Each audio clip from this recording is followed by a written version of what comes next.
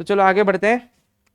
हमने पढ़ा था डायरेक्ट इंस्ट्रूमेंट का इस्तेमाल करके इन्फ्लेशन और डिफ्लेशन को क्या किया जाता है, कंट्रोल किया जाता है। जैसे डायरेक्ट इंस्ट्रूमेंट से अपना रीफाइनेंस फैसिलिटी पे दो चीज आती है, एक आती है सीआरआर और एक आता है एसएलआर। सीआरआर और एसएलआर क्या है, रिजर्व्स है। क्या है, रिजर्व्स है। ये किस प्रकार का रिजर्व्स है, जब हाउस होल्ड पैसा जमा करता है बैंक में और बैंक आगे करता है बिजनेस को लैंडिंग, राइट। तो ये जो हाउस होल्ड का पैसा, हाउस होल्ड ने 100 करोड़ जमा किया है, अब इसमें से बैंक को क्या करना पड़ता है, रिजर्व मेंटेन करना पड़ता है, सपोज 20 करोड़ रुपया का, ठीक है। 20 नहीं, कितने, 24 ले लो, 25 ले लो, ठीक है। तो बचा कितना, 75 करोड़ रुपया। तो ये 75 करोड़ रुपया लैंडिंग के लिए यूज होता है फॉर द बिजनेसमैन, राइट। अब मार्केट में अगर इन्फ्लेशन है, क्या है, इन्फ्लेशन है, यानी कि मनी सप्लाई हाई है। अगर डिफ्लेशन है तो मनी सप्लाई लो है। तो इन्फ्लेशन में अगर मनी सप्लाई हाई है तो मनी सप्लाई को क्या करना पड़ेगा, कम करना पड़ेगा। तो कम करने के लिए रिजर्व को क्या करेंगे, बढ़ा देंगे। तो सपोज मैं इसको 50 कर देता हूं, तो मार्केट में पैसा कितना बच गया, 50। तो मार्केट में पैसा कितना जाएगा, 50। तो मार्केट से पैसा कम हो गया। मार्केट यानी कि business. Understood the point everyone, is it clear. ये हमने कल पढ़ लिया था। डिफ्लेशन में क्या करेंगे, इसका उल्टा। क्वेश्चन एमसीक्यू में ऐसे ही आता है, in case of deflation, in case of deflation RBI will, ठीक है, क्वेश्चन मार्क, आरबीआई विल, उसके बाद क्या दे देगा, question mark, will reduce money supply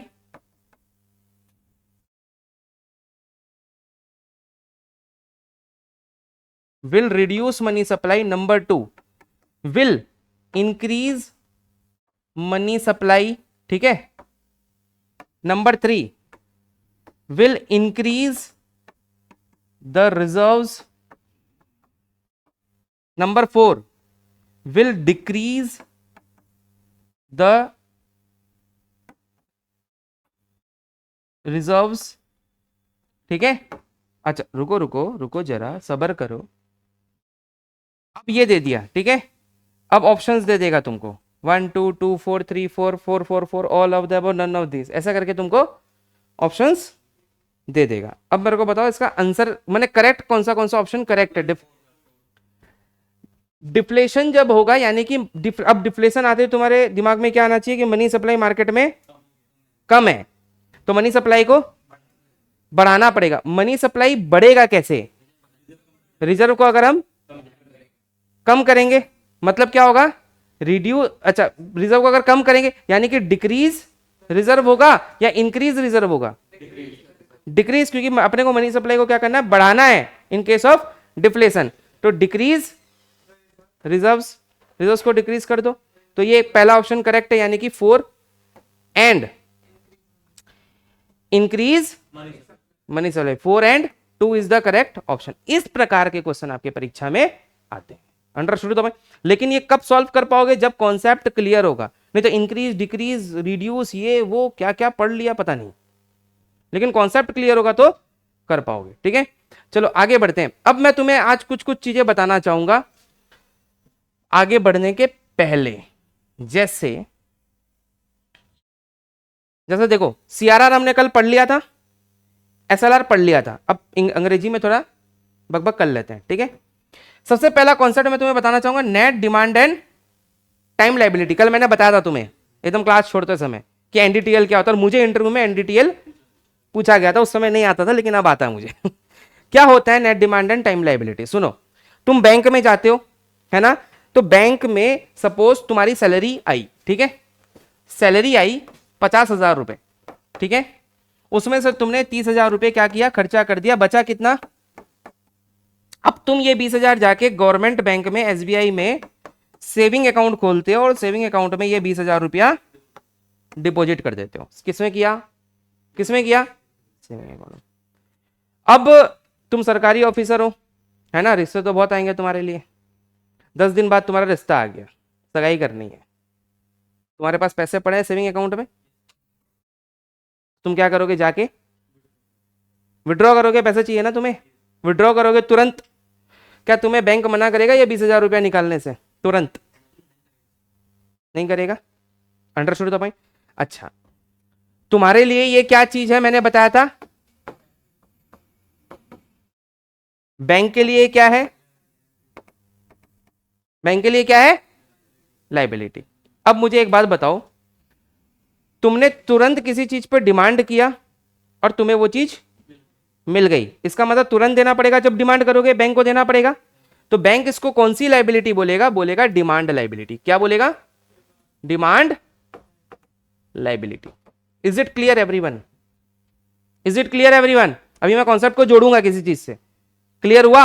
अच्छा, अब तुम्हें हर महीने 20,000 रुपए जमा कर रहे हो बैंक सेविंग अकाउंट में, ठीक है, करते करते अभी रिश्ता नहीं आया, करते करते करते करते पूरा साल निकल गया। हर महीना अगर 20,000 रुपया जमा करते हो, साल के अंत में कितना हो गया, 2,40,000 रुपया तुम्हारे पास जमा हो गया। किसमें, सेविंग बैंक अकाउंट में। अब तुमने सोचा यार पैसे को ऐसे सेविंग बैंक अकाउंट में रख के क्या करेंगे, जाता हूं कहीं मैकडी में तो वहां खर्चे हो जाते हैं, है ना, वैलेंटाइन आता है, रोजेस खरीद लिए, केक खरीद लिया, वहां खर्चा हो गया, तो ऐसे रोज रोज खर्चे होते रहते हैं, है ना। सरकारी ऑफिसर बन जाओगे तो बहुत सारी चीजें आएगी तुम्हारे पास खांसी क्यों आया तुम्हें तो है ना, रिश्ते काफी आएंगे। अब तुम सोच रहे हो यार रिश्ता आएगा तो अभी मैं शादी के लिए रेडी नहीं हूं, 2-4-5 साल बाद शादी करूंगा, पहले पैसे जमा कर लेता हूं, क्योंकि शादी में पता ही है तुम्हें, और खासकर राजस्थान में फैट वेडिंग्स होता है कि नहीं, मोटा खर्चा। किसका मैसेज आ रहा है, ओ अच्छा समझ में आई सबको?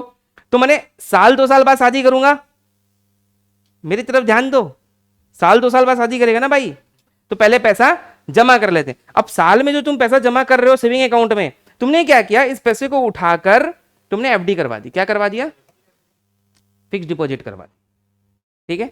और तुम बोले कि साइड से मैं जो इनकम कर रहा हूं, गवर्नमेंट ऑफिसर करते हैं साइड इनकम, 5,000 रुपए करके तुम्हारे महीने की साइड इनकम आ रही है, ठीक है, वो साइड इनकम को क्या करूंगा, रेकरिंग डिपॉजिट में डाल दूंगा। किस में डाल दूंगा, आरडी का मतलब समझते हो, रेकरिंग डिपॉजिट क्या होता है, ये कंपाउंड इंटरेस्ट पे चलता है। जैसे 5-5 हजार करके तुम डाल रहे हो हर महीने, तो 5,000 रुपए पहले इंटरेस्ट मिला, सपोज 10%, फिर 5 और डाला ना तो 10,000 रुपए 10%, 15,000 रुपए 10%, समझ में, ऐसे होते रहेगा, रेकरिंग होती रहेगी तुम्हारी। अंडरस्टूड? उसको क्या बोलते हैं, रेकरिंग डिपॉजिट। हर महीने तुम्हारे अकाउंट से पैसे कट जाएंगे और एक बार में तुम्हें बड़ा अमाउंट मिलेगा कुछ साल बाद, जैसे 5 साल बाद, 10 साल बाद। एफडी तुम कराते हो 5 साल के लिए, मिनिमम 10 साल के लिए, है कि नहीं, राइट? अब इस अमाउंट को अब ये बैंक तुम्हें चुकाएगा वापस। तुम्हारे लिए ये एसेट है, बैंक के लिए क्या है, कौन सी लाइबिलिटी, कौन सी लाइबिलिटी, डिमांड लाइबिलिटी नहीं है, ये क्या है, टाइम लाइबिलिटी। सर कैसे, इसमें टाइम मेंशन्ड है, कुछ टाइम बाद तुम्हें पैसा मिलेगा। डिमांड मतलब क्या होता है, इंस्टेंट पैसा मिलेगा। डिमांड मतलब क्या है, कैसे ले सकते हैं रेकरिंग, रेकरिंग अब तुम एफडी भी तोड़ सकते हो इन अनमेच्योर्ड, तो उसमें तुम्हारे चार्जेस कटेंगे, वो इंटरेस्ट नहीं मिलेगा। Understood the point? ये सब केस है कि नहीं, बाउंडेशन तो है, लेकिन जब तुम पूर्ण मैच्योरिटी के बाद उसे उठाओगे तो तुम्हें विथ इंटरेस्ट विथ प्रॉफिट सारी चीजें मिलेगी। Understood the point? अब तुरंत पैसा बैंक को अगर देना पड़े तो उसके लिए वो क्या हो गई, डिमांड हो गई, कि कस्टमर ने डिमांड किया, देना पड़ेगा। अब भी saving account, current account, understood the point? तुरंत पैसा मिलेगा, लेकिन कुछ टाइम बाद लाइबिलिटी देनी है, जैसे FD, RDs, security deposits, etcetera etcetera. Understood the point? उसको क्या बोलती है बैंक, टाइम लाइबिलिटी। तो सर ये एनडीटीएल क्या है, एनडीटीएल का फुल फॉर्म है, देखो, net demand and time liability.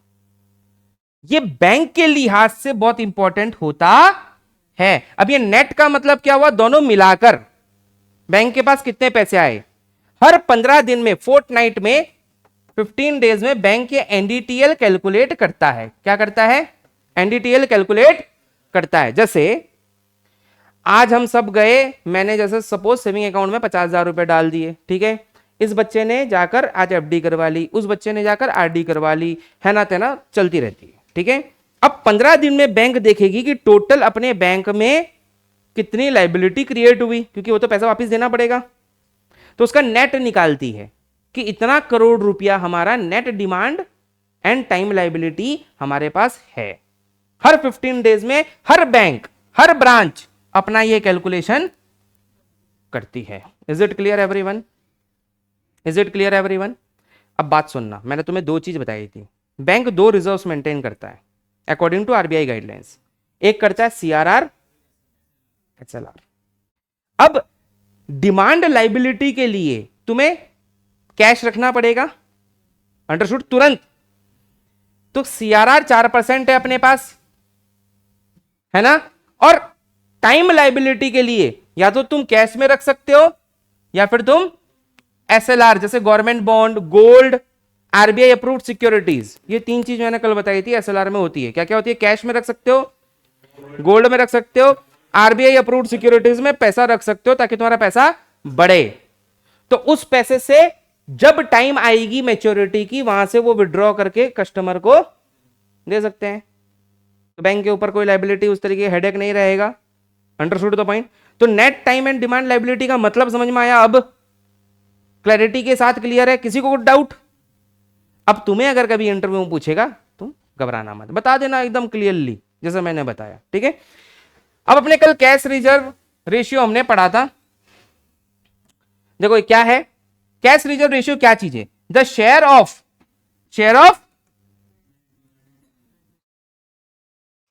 चीजें पकड़ में आती है ऐसे, जब समझ जाते हो ना उसके बाद थ्योरी पढ़ते हो तो चीजें समझ में आती।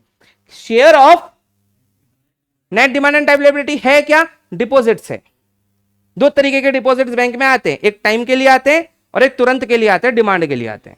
बस that a bank must maintain with the RBI in cash reserve ratio में, एनडीटीएल में कैश होना चाहिए।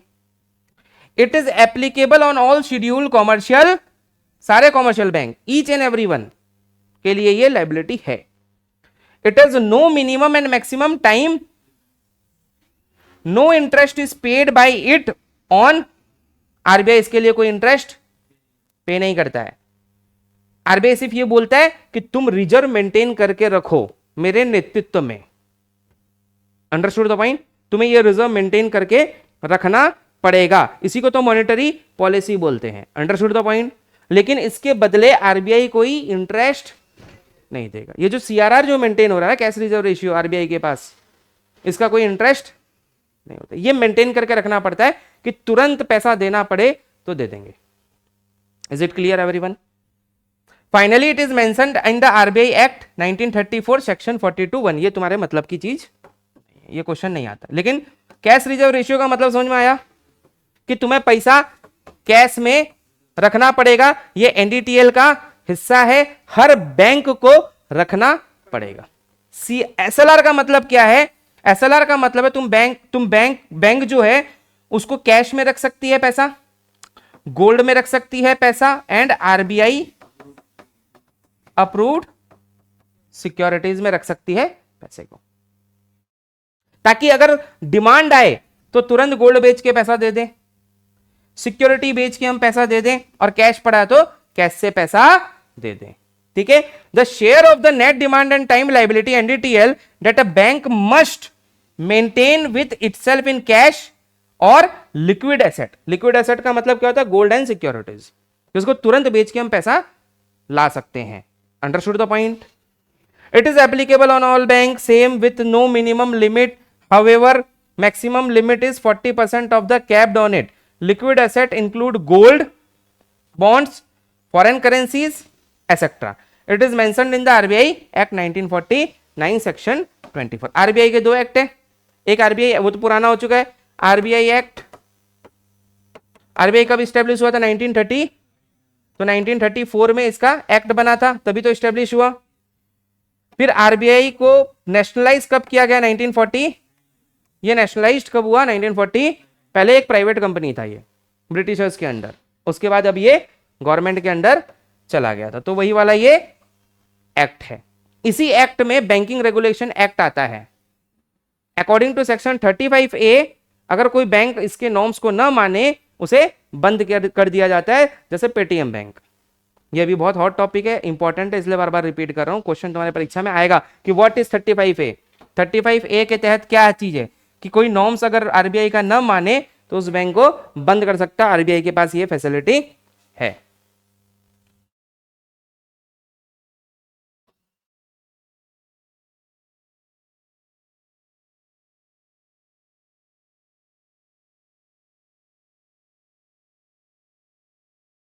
क्या आप मेरे को पूछो ना, उसको क्यों पूछ रही हो?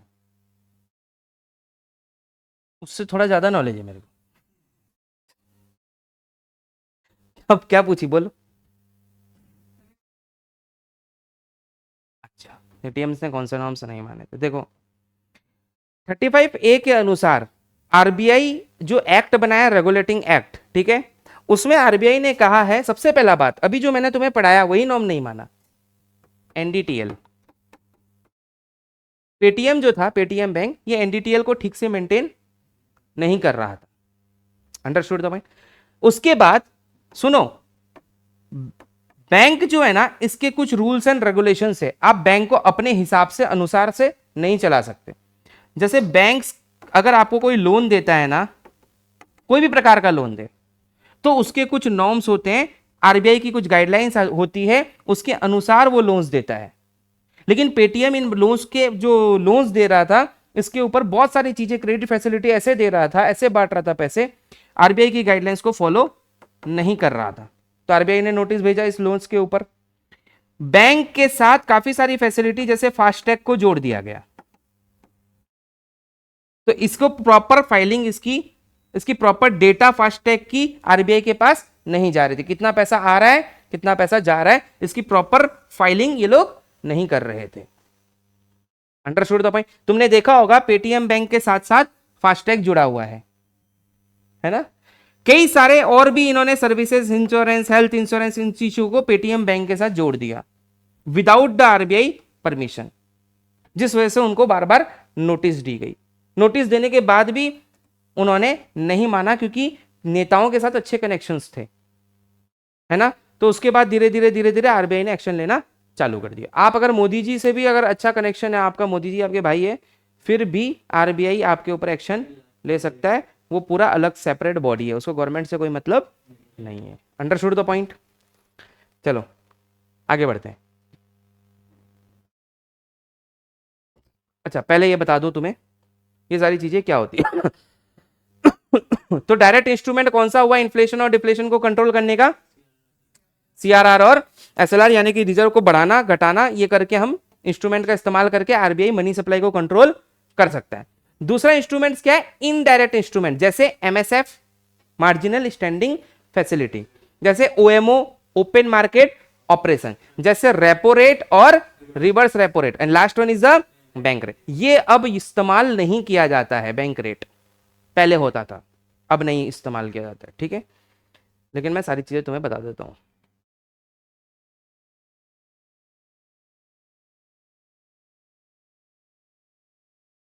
देखो, सबसे पहले चीज अपने पढ़ेंगे repo rate and reverse repo rate. ये रोज इस्तेमाल होता है, ये बहुत इंपॉर्टेंट होता है, इससे क्वेश्चन आता ही आता है।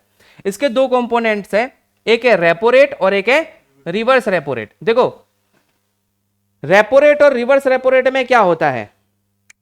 रेपो रेट का मतलब होता है जब बैंक आरबीआई से पैसा ले, ठीक है? और इसका उल्टा क्या होगा? Reverse repo rate, bank RBI को पैसा दे। मैं पहले देहाती भाषा में समझाऊंगा, ठीक है? सिंपल मतलब ये समझ में आया? रेपो रेट का मतलब जो आम बात है, जो सब सोचते हैं कि भाई बैंक आरबीआई को पैसा देगा, सॉरी, बैंक आरबीआई से पैसा लेगा। और रिवर्स रेपो रेट में क्या है? बैंक आरबीआई को पैसा देगा। ये तो आम भाषा में तुम्हें समझ में आ गई, ठीक है? लेकिन एक बात बताओ, कोई किसी को भी पैसा ऐसे ही दे देता, ऐसे ही ले लेता है क्या? तुम बैंक में जाते हो भोली सी सूरत लेकर और गाना गाते हो, भोली सी सूरत, तुम्हें बैंक और मैनेजर, ले भाई ले जा 10 लाख रुपया, बहुत गरीब लग रहा है, ले जा, ऐसा करता है क्या? नहीं करता है। तुमको बोलता है पहले कुछ ना कुछ गिरवी रखो, या तो जेवर रखो, प्रॉपर्टी रखो, कुछ ना कुछ तो रखो, है कि नहीं? तभी तुम्हें बैंक पैसा देता है। तो एक बात बताओ, बैंक को क्या ऐसे ही पैसे मिल जाने चाहिए आरबीआई से? तो ऐसे तो सब बैंक अमीर हो जाएंगे। अंडरस्टूड? तो बैंक जब आरबीआई से पैसा लेता है तो इसके बदले बैंक अपनी सिक्योरिटीज किसके पास रखता है? आरबीआई के पास। हर बैंक की अपनी सिक्योरिटीज होती है, उसके शेयर्स होते हैं, उसके बॉन्ड्स होते हैं, उसके पास डिपॉजिट्स होते हैं, उसके जो डॉक्यूमेंट्स है, उसके पास गोल्ड है। Understood the point? कोई गोल्ड लोन लिया है, गोल्ड रखता है उनके पास, है ना? कई सारी उनके पास सिक्योरिटीज है। तो वो सिक्योरिटीज के पेपर आरबीआई के पास रखता है और एक बहुत नॉमिनल रेट के ऊपर आरबीआई इसको पैसा देता है जब बैंक के पास पैसे कम पड़ जाते हैं कुछ दिनों के लिए। ठीक है? उसी का क्या होता है? उल्टा। अब बैंक अगर पैसा देगा आरबीआई को तो बैंक बोलेगा तूने मुझसे लिया था तो सिक्योरिटी मांगी थी, भले ही बाप हो। आरबीआई इज द पापा of all banks. But bank भी क्या इसको ऐसे ही पैसे दे देगा? नहीं, आरबीआई की सिक्योरिटीज अपने पास रखवाएगा। Understood the point? तो आरबीआई की सिक्योरिटीज बैंक के पास जाएगी और बैंक इसके बदले में क्या देगा? पैसा। ये कॉन्सेप्ट समझ में आया? हमने दो बातें अभी तक सिर्फ सीखी। क्या सीखी? एक सीखा सर रेपो रेट का अर्थ क्या होता है, जब आरबीआई से बैंक पैसा ले। इसका रिवर्स जब आरबीआई बैंक से ले तो इसका रिवर्स हो गया। ये बात हमने सीखी। दूसरी बात अभी हमने क्या सीखी कि सिक्योरिटीज का एक्सचेंज होता है। अंडरस्टूड? सिक्योरिटीज का एक्सचेंज कैसे होता है? जब बैंक को पैसे मिलते हैं तो बैंक अपनी सिक्योरिटीज आरबीआई को देता है। Understood the point? जब बैंक आरबीआई को पैसे देगा तो आरबीआई अपनी सिक्योरिटीज इधर रखेगा, है ना? अब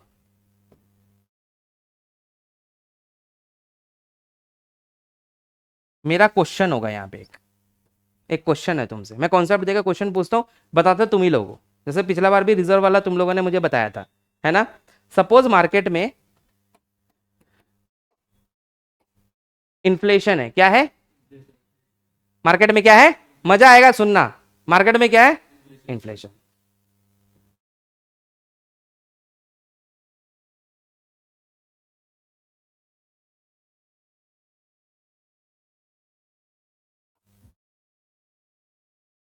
इफ मार्केट हैज इन्फ्लेशन, ठीक है? पॉइंट नंबर 1,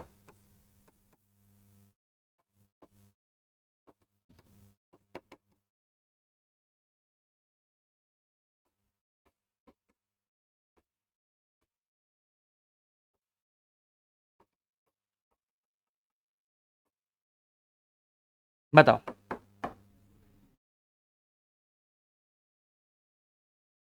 अगर मार्केट में इन्फ्लेशन है तो आरबीआई रेपो रेट का इस्तेमाल करेगा या रिवर्स रेपो रेट का इस्तेमाल करेगा?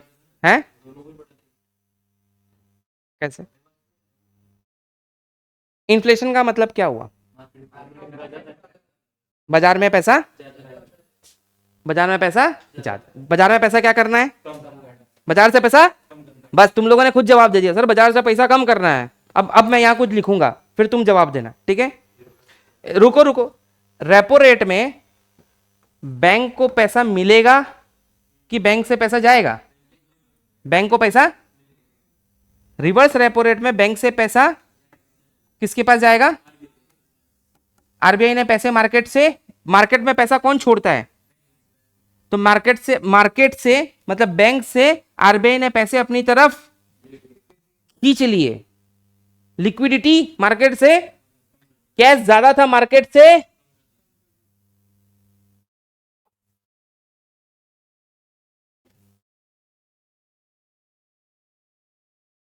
आया मजा?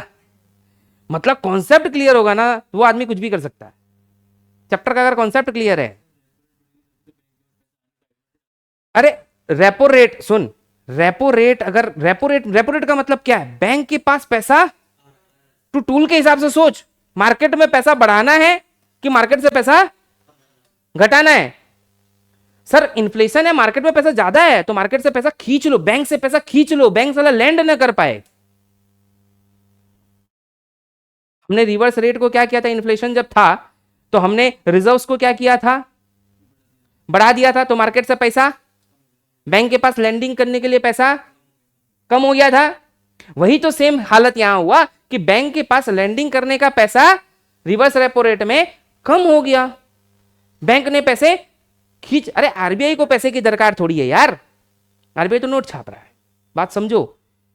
उसे क्या करना है, मनी सप्लाई को कंट्रोल करना है मार्केट में।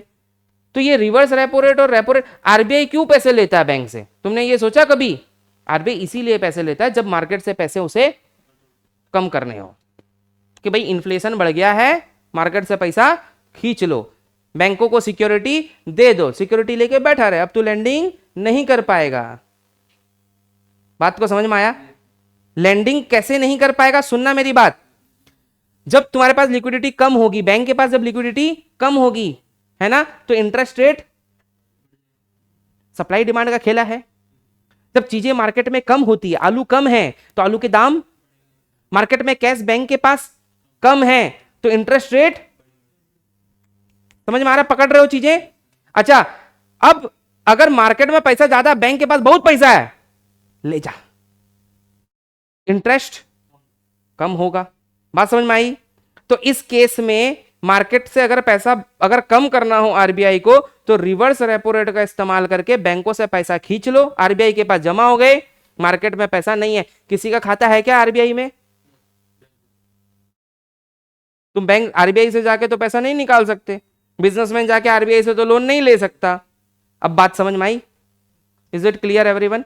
तो दो टूल्स है, पहला टूल हमने पढ़ा था क्या, डायरेक्ट इंस्ट्रूमेंट का इस्तेमाल करके इन्फ्लेशन डिफ्लेशन को कंट्रोल कर सकते हैं, और इनडायरेक्ट इंस्ट्रूमेंट में हम क्या कर सकते हैं, रेपो रेट और रिवर्स रेपो रेट का इस्तेमाल करके हम इन्फ्लेशन डिफ्लेशन को कंट्रोल, मनी सप्लाई को कंट्रोल आरबीआई कर सकता है। Is it clear everyone? पक्का? गुड।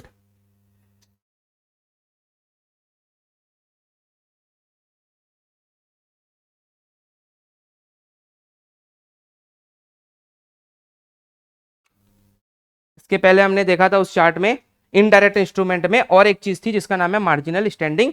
पहले मैं तुम्हें ओपन मार्केट ऑपरेशन समझाना चाहूंगा, ये ज्यादा इंपॉर्टेंट है। क्या ओपन मार्केट, क्वेश्चंस आता है इसके ऊपर कि what is the meaning of open market operations. बस सिंपल है, sell and purchase of securities. क्या बोला मैंने, क्या बोला मैंने? सेल एंड परचेज ऑफ, बस इतना पहले ध्यान रखो, ठीक है? क्या लिखा हुआ देखो, sell and purchase of securities. Is it clear everyone? Suppose, अच्छा एक बार अंग्रेजी में थोड़ा पढ़ लेते हैं। The sell and purchase of government to and from the, ये वर्ड इंपॉर्टेंट है, बाई टर्म्ड एज, जो जो मैंने गोला किया बस ये वर्ड को देख लेना एक बार, पेन की जरूरत नहीं है मुझे। सुनो, एग्जाम्पल देता हूं घर का, ठीक है? सपोज तुम्हारे पापा के पास पैसे ज्यादा हो गए, बहुत ज्यादा सेविंग हो गई पापा के पास, ठीक है? पापा ने 10-20 लाख रुपए जमा कर लिए, 10 लाख रुपए जमा कर लिए, 10 लाख बहुत होता है मिडिल क्लास फैमिली के लिए, राइट? अब 10 लाख जमा कर लिया, अब पापा जो है बहुत ऐसी कर रहा है, पापा बोल रहे हैं अरे यार दे दो, दोस्त यार को लोन दे दो। कोई दोस्त आया बोला अरे राजेंद्र जी 2 लाख रुपये आज चाहिए, राजेंद्र जी ने बोला अरे बहुत पैसे, ले जाओ, है ना? मिडिल क्लास आदमी 10 लाख रुपया कमा लिया हवा में आ जाता है सेविंग का। अब 2 लाख रुपए दे दिए, है ना? पार्टियां चल रही है, हर सैटरडे नाइट पार्टी चल रही है? मम्मी देखी, मम्मी बोली बहुत ज़्यादा बढ़ गया है इनका, एक काम करो इनका पैसा खींचो, पैसा लिक्विडिटी खत्म करो, इनकी अयासियां खत्म। गुड। मम्मी ने बोला वैलेंटाइन डे आ गया, एजी सुनते हो, पीके ज्वेलर्स पी के आए और पीके ज्वेलर्स के पास चले गए और पापा का एक मोटा इनकम 10 लाख रुपया जो जमा गया, 5 लाख रुपया चला गया गोल्ड में। तुम गए, तुमने बोला पापा बाइक, पापा भी हवा में, बाइक में पैसा फंस गया, अच्छी बुलेट बाइक ले ली, 1-2 लाख उसमें फंस गया, है ना? तो पापा के 7-8 लाख रुपए जैसे ही फंसे, पापा को अक्ल आई कि अयासी, ज्यादा खर्चे, किसी दोस्त यार को फालतू के पैसे लैंडिंग नहीं करनी। Understood the point? मतलब पैसे खींच लो, अगर लिक्विडिटी खत्म करनी है तुम्हें अपने पास से, सिक्योरिटीज में पैसा डाल दो। इससे क्या होगी, तुम्हारी लिक्विडिटी खत्म हो जाएगी। अंडरस्टूड? पैसे वाले लोगों के पास पैसे नहीं होते हैं। हमारे जैसे मिडिल क्लास लोगों के पास भले ही पैसे तुम्हें मिल जाए, 1-2 लाख जब मांगोगे मिल जाएगा, लेकिन जो बहुत अमीर है ना, उनके पैसे मार्केट में लगे हुए रहते हैं, शेयर्स में, बॉन्ड्स में, सिक्योरिटीज में। उनके पास तुम्हें 1-2 लाख भी नहीं मिलेगा। तो दिमाग वाले लोग हैं, मार्केट में पैसा फंसा के रखते हैं, कैश लिक्विडिटी रहने से खर्चा हो जाता है। Understood the point everyone? अब ओपन मार्केट ऑपरेशन का क्या मतलब है? ओपन मार्केट ऑपरेशन का मतलब मार्केट, इधर जो डील हो रहा था वो किसके बीच में हो रहा था? Bank and RBI, right? इधर जो डील हो रहा है वो हो रहा है आरबीआई एंड मार्केट, राइट? यानी कि फिर से वही एग्जांपल, इन्फ्लेशन चल रहा है, ठीक है? ये एमसीक्यू क्वेश्चन आता है और ये आया हुआ क्वेश्चन मैं तुम्हें पूछ रहा हूं कि इन्फ्लेशन चल रहा है। Option number 1, RBI will purchase securities from market. Number 2, RBI will sell securities from securities, हाँ, टू, बताओ परचेज करेगा कि सेल करेगा? क्या करेगा? सब एग्री कर रहे हैं, सेल करेगा। Very good, sell is the correct answer. अब मेरे को कोई समझाओ कि सर सेल क्यों करेगा, परचेज क्यों नहीं करेगा? सर इन्फ्लेशन है मतलब महंगाई है, मार्केट में पैसा, मार्केट से पैसा, आरबीआई अगर अपनी सिक्योरिटी मार्केट को बेच देगा तो मार्केट क्या करेगा? पैसा आरबीआई को, बस आरबीआई जब पैसा ज्यादा होगा, कंडीशन वो देखो, इन्फ्लेशन अगर वर्ड आया हुआ है, पैसा ज्यादा है, तो आरबीआई कैसे पैसे को खींच रहा है, बस ये ऑप्शन देखो। तो किस केस में आरबीआई पैसा खींच रहा है? जब आरबीआई अपनी सिक्योरिटी को सेल करेगा, आरबीआई अगर अपनी सिक्योरिटीज को देगा तुम्हें, तो तुमसे क्या ले लेगा? कैश। अब मार्केट से लिक्विडिटी खत्म, कम हो जाएगी। अब कम होते ही इन्फ्लेशन। Is it clear? यही है ओपन मार्केट। बस अंग्रेजी में लिखा हुआ है, अभी बुक पढ़ लोगे तो पागल हो जाओगे। इतना बड़ा एक तो चैप्टर दे दे, चैप्टर के अंदर इतना बड़ा टॉपिक दे देगा ओएमओ, कुछ नहीं, इसमें घुमा फिरा के वही लिखा हुआ है कि purchase and sell of securities between the RBI and market, the sell and purchase of the government securities to and from the by the termed as OMO. It is done with the purpose of adjust करने के लिए क्या चीज? Liquidity conditions in the market and sustainable basis. Is it clear everyone? Sustainable basis का मतलब long term तक चल, sustainable शब्द का अर्थ होता है कि हम बचा कर लॉन्ग टर्म बेसिस तक चल सके, बस ये कि मार्केट स्मूथ चले। Understood the point? वही तो आरबीआई कंट्रोल करता है। Is it clear everyone?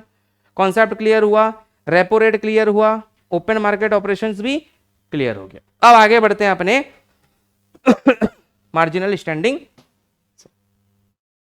MSF क्या है सर? एमएसएफ मार्जिनल शब्द का मतलब होता है थोड़े समय के लिए। मार्जिनल का मतलब क्या होता है? थोड़े समय के लिए। यानी कि जब आरबीआई बैंक को पैसा देता है, MSF is a window for bank, किसके लिए? टू बोरो, बैंक पैसा लेगा फ्रॉम इन इमरजेंसी, जब एकदम गले पे बात आ गई बैंक की और कस्टमर खड़े और पैसा देना है, तो मार्जिनल स्टैंडिंग फैसिलिटी लेता है बैंक। उस केस में बैंक आरबीआई से पैसे लेता है। सर रेपो रेट में भी तो लेता है, तो फिर ये अलग क्यों बनाया है? उसमें इमरजेंसी सिचुएशन, अब इमरजेंसी अगर है तुम्हें तो तुम ब्याज ज्यादा दोगे। रेपो रेट में ब्याज दर 4% होता है, 4.5, वो चेंज होते रहता है। लेकिन एमएसएफ में ब्याज दर देखो, अभी पढ़ोगे, emergency when interbank liquidity dries up completely it come into operation where from 9 मई 2011 से ये स्टार्ट हुआ था। Minimum amount that can be availed is marginal money ले पाएगा कम समय के लिए। And in the multiple of it thereafter, minimum 1 crore रुपया इसको लेना पड़ेगा जब भी लेगा। Understood the point? Not available on Saturday between 5:30 से 7:30, सैटरडे को नहीं देगा, फिर अगले दिन बंद है बैंक, ये तो फालतू बात। Amount can be available is minimum 2% of the bank respective NDTL, मतलब टोटल जो बैंक के पास डिपॉजिट है, NDTL net demand and time liability, मतलब डिपॉजिट्स है दोनों, टाइम और लाइबिलिटी, और नेट डिमांड भी और टाइम भी, उसका 2% ही उठा सकता है बैंक, मैक्सिमम, मिनिमम 1 करोड़। तो वो बैंक नहीं है, वो मैं हूं और तुम हो। बैंक का एनडीटीएल 1 करोड़ नहीं जाएगा, बैंक का एनडीटीएल 100 करोड़ रुपया जाता है। हाँ, एसबीआई जैसी बैंक का तो 500 600 करोड़ एनडीटीएल 15 दिन में आ जाते हैं पैसे, एचडीएफसी वगैरह, मतलब बैंक भाई बैंक है। बैंक का 2% बहुत बड़ा बात है। Understood the point? Is it clear? तो फर्क समझ में आया? रेपो रेट और मार्जिनल स्टैंडिंग फैसिलिटी में फर्क क्या है? इसमें रेस्ट्रिक्शंस है, मार्जिनल ये इमरजेंसी केस में यूज होता है, 2% ऑफ द एनडीटीएल तुम कर सकते हो, मिनिमम 1 करोड़ रुपया तुमको उठाना पड़ेगा, और ये बहुत कम समय के लिए होता है, ये ज्यादा समय के लिए हो सकता है। Understood the point everyone? Is it clear? अब लास्ट बचा जो कि बंद हो चुका है, बैंक रेट का इस्तेमाल अब नहीं होता है, लेकिन फिर भी सुन लो क्या, it is a rate at which RBI is ready to buy bills of exchange और other commercial paper, RBI lend money to government at bank rate. जब गवर्नमेंट को पैसे चाहिए होते हैं बैंक से, हाँ आरबीआई से, जब गवर्नमेंट को पैसा चाहिए आरबीआई से, तो आरबीआई क्या करता है, गवर्नमेंट क्या करता है, अपने बिल ऑफ एक्सचेंजेस, अपनी सिक्योरिटीज आरबीआई के पास रखती है और पैसे। Understood the point? इसका इफेक्ट कोई ज्यादा इन्फ्लेशन के ऊपर, डिफ्लेशन को कंट्रोल करने के लिए उतना ज्यादा नहीं पड़ता है, इसलिए इसको यूज बहुत कम किया जाता है, यूज होता ही नहीं है अब तो ये। Understood? It is the rate at which RBI is ready to buy rediscount bill of exchange and other commercial papers, RBI lend money to government at, banks की जो रेट चल रही है उसके ऊपर गवर्नमेंट को देती है loans. Is it clear everyone? और ये सब फालतू की बातें, ये सब rules of development and promotion rules of the RBI, ये तुम्हारे पढ़ने के लिए लिखा हुआ है। The central bank performs a lot of function, RBI is functioning the role of promoter as a financial system, function of RBI is given below, financial system develop करता है, ज्ञान है ये कॉन्सेप्ट नहीं है, कॉन्सेप्ट मैंने तुमको पूरा क्लियर कर दिया, ये भी ज्ञान है, पढ़ सकते हो अगर तुम्हें मजा आए। डेवलपमेंट ऑफ एग्रीकल्चर, एग्रीकल्चर के लिए अलग डेवलपमेंट कॉर्पोरेशन क्रेडिट फैसिलिटी देने के लिए बैंक्स बनी, जैसे नबार्ड वगैरह etcetera etcetera. Publication of central bank publishes article separately, collect data on all sectors of the country, report भी पब्लिश करती है, weekly report, annual report, report trend progress. Concept समझ में आ गया, चैप्टर समझ में आ गया। मॉनेटरी पॉलिसी तुम्हारा ओवर हो गया। मॉनेटरी पॉलिसी के अगले क्लास में एमसीक्यू क्वेश्चंस बचे हैं, वो पूरे सॉल्व कर लेंगे। मॉनेटरी पॉलिसी से रिलेटेड कोई क्वेश्चन आएगा तुम्हारे एग्जाम में, तुम्हारा छूट के नहीं आएगा, 100% उसको हम कोलैप्स कर देंगे। Is it clear? समझ में आया सबको? 2 दिन में हमने मॉनेटरी पॉलिसी खत्म कर दिया। 5 ईयर प्लान भी हम स्टार्ट करेंगे, शायद इसने पीपीटी डाली है क्या, नहीं डाली है। चलो नेक्स्ट क्लास में स्टार्ट करते हैं। 5 ईयर प्लान बहुत बड़ा चैप्टर है, आज पढ़ाऊंगा तो हैंग हो जाओगे, ठीक है? चलो गेट लॉस्ट।